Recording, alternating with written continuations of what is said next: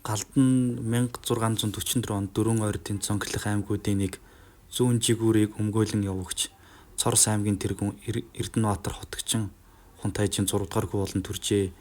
Эрдэнэбаатар Хунтайжийг 10, 11, 12 хөвгүнтэй байсан хэмээн зөрүүтэй мэдээнүүд сурвалжууд байдаг. Мөн хаттын тоог нь 5-аас 5, 9 байсан гэсэн зөрүүтэй тооч бий. Ихэнх эрдэмтэн санал нэгтэй байдаг нь ганцхан үнэн бол Галдан бошигт түүний 6 дугаар хүү гэсэн мэдээ билээ. Галдан төрөхөд ойрдод их хөл үмэн болж түүнийг зонхон шав дүлжин давг жалдсангийн хувилгаанаар өргөмжилжээ. Ингээд 7 наснаас лахас хотноо 5 дугаар далаа лам Банчин богд нарын тэргэж шав оруулсан байна.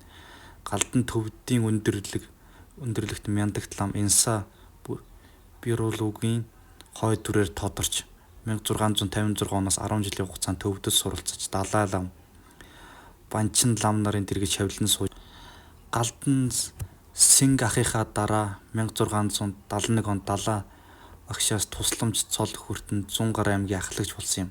1678 оны өвөл 5 дугаар далаа лам Галданд шашныг баригч боших тан цолыг олгосноор 100 гарын эзэдийн дотроос Галдан ганцаараа хаан цолтой болжээ. Энэ үед Монгол бурхны шашин эд дийлгэрч байв. Галдан бошигт ойрдод ирээ Цорс аймгийн Хунтайжийн ширээнд сууж тухайн үедээ дөрвөн түмнийг зөнхөлж асан Хошууд аймгийн тэргүүн очирцсан ханы ач охин Ануг өөрийн их хатан болгож тархаа бутархаа баруун монголчуудыг хүчээр нэгтгэн 100 гар хаан тусыг байгуулад энэ улсынхаа хаан болсон юм.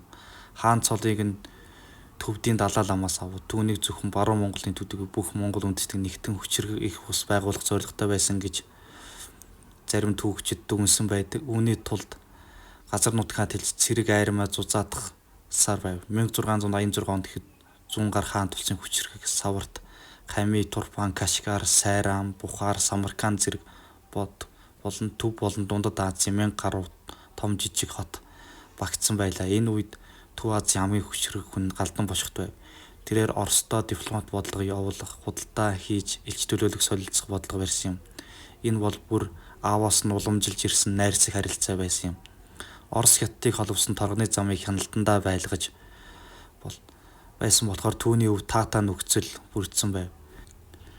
Манчин улс дагаар орсон халахын ноётой хийсэн тэмцэл нь Галдан бошигтын армийг одоогийн Налах дүүргийн нутагт 100 модонд авчирсан юм. Инх хамгаалын 3 замын их зэрэгтээс хийсэн сүүлчийн тулаандаа Галдан хаан Ануу хатнаа цэрэг армийнхаа ихэнхийг алдаад баруун тийш дутаажээ. Туулын хөвөнд болсон энэ тулдаанд Галдангийн 30,000 гаруй инх хамгаалангийн манж Монгол нийлсэн 50,000 цэрэг оролцсон бөгөөд ил бол 1696 он билээ. Ялагдсан Галдан баруун зүг дутаагаад инх хамгаалан эцсийг нь үсгээр араас нь зогсоож билээгүй нэг хөв. Галдан бошигт хааныг халахад айдаж явах оронд 100 гарт Синг хааных нөхөд Цэва арвдан өөр төрийн эргэлтийн хаан ор суужээ. Үүнийг Манчин улс дэмжиж ингэснээр Галдан хоёрын дунд Галдан ганцаардаж ямар ч хүч чадалгүй 1697 онд нас барсан юм.